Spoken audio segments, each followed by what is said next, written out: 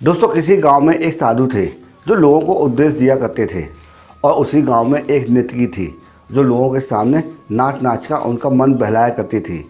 Hi guys, मैं हूं शिव और ये अद्भुत प्रसंग हम सबके लिए। दोस्तों, एक दिन गांव में बाढ़ आ गई और दोनों एक साथ मर गए। मरने के बाद जब दोनों यमलोक पहुंचे तो उन्हें कर्मों के पीछे छुपी भावनाओं के आधार पर उन्हें स्वर्ग और नर्क दिया जाना तय हुआ। साधु खुद को स्वर्ग मिलने को लेकर चिंता मुक्त था। उसे मालूम था कि मुझे स्वर्ग मिल जाएगा, लेकिन वहीं पर नाचने वाली उस नर्तकी के मन में ऐसे कुछ विचार नहीं थे। उसे तो सिर्फ फैसला आने का इंतजार था। तभी घोषणा हुई कि साधु को नर्क और नर्तकी को स्वर्ग दिया जाता है। इस फैसले को सुनकर साधु यमराज के ऊपर बहुत ज़्यादा गुस्सा हुआ और क्रोधित होकर पूछा कि ये तुम्हारा कैसा न्याय है। साधु ने यमराज से पूछा कि मैं जीवन भर लोगों को उपदेश देता रहा तो मुझे नरक नसीब हुआ, और ये स्त्री जीवन भर लोगों को नाच नाच कर रिझाने की कोशिश करती रही तो उसे स्वर्ग दिया जा रहा है, आखिर क्यों?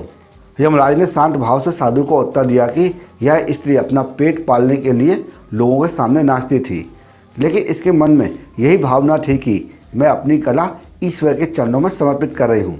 यमराज ने साधु से कहा कि आप उपदेश देते थे, लेकिन आपका पूरा ध्यान नर्तकी के नाच में था। आपको लगता था कि एक बार मुझे भी नर्तकी का नाच देखने मिल जाए। आप इसी भावना से प्रतिदिन उपदेश भी देते थे। यमराज ने साधु से कहा कि हे साधु, तुम ईश्वर के इस महत्वपूर्ण संदेश को भूल गए थे। इंसान के कर्म करने से अधिक कर्म करने के पीछे की भावना मायने रखती है, इसलिए तुम्हें नरक दिया जाता है और उस नर्तकी को स्वर्ग दिया जाता है। दोस्तों, हमें कोई भी काम करें तो उसके पीछे नियत साफ होनी चाहिए, अन्यथा दिखने में भले लगने वाले काम भी हमें पुण्य की जगह पाप का भागी बना देते हैं। दोस्तों, आप सभी लोगों से निवेदन है कि आप जो भी पुण्य कर्म करें उसके पीछे की नियत साफ रखें। अगर आपकी नियत साफ होगी तो आपके कर्म ऑटोमेटिक अच्छे होंगे। और इस महत्वपूर्ण संदेश को हमेशा ध्यान रखें कि आप जो भी कर्म कर रहे हैं उसे ईश्वर के चरणों में समर्पित जरूर कर दें, इससे आपका कल्याण जरूर होगा।